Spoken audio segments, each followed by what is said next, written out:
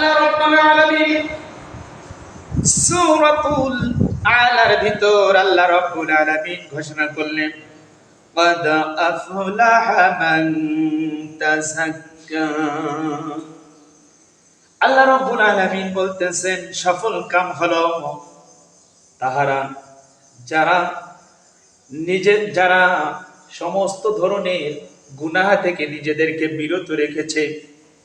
এই রোজার মাসে তারা মিথ্যা কথা বলে নাই, গীবত করে নাই, নামাজ ছাড়ে নাই, রোজা ছাড়ে নাই।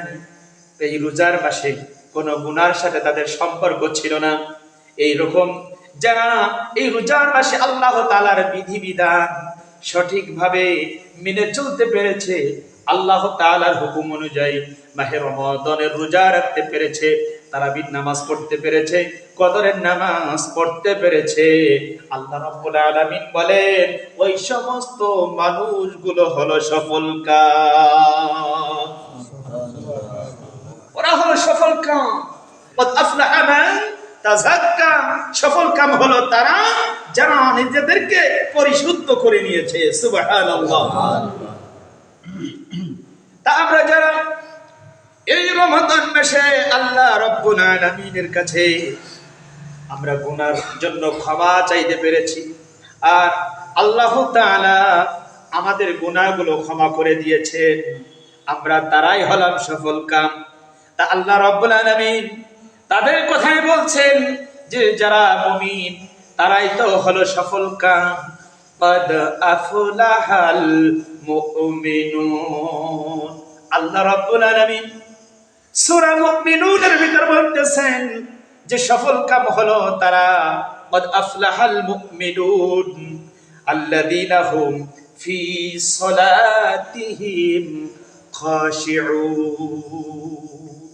যারা খুশু এবং খুজুর সাথে নামাজ আদায় করেছে তারাই হলো প্রকৃত পক্ষে সফল কাম। সুবহানাল্লাহ। তাহলে খুজু এবং যারা নিজেদের গুনাহগুলো আল্লাহ তাআলার কাছ থেকে ক্ষমা করিয়ে নিতে পেরেছে, সমস্ত ধরনের গুনাহ থেকে যারা দূরে ছিল, প্রকৃত পক্ষে তারাই তো হলো সফল কাম।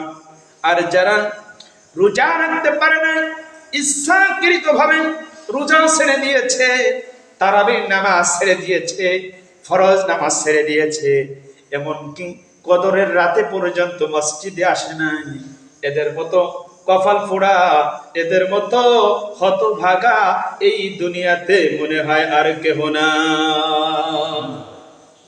এরা হলো কপাল পোড়া, এদের ভাগ্যে আল্লাহ তাআলা লিখে রাখেন না।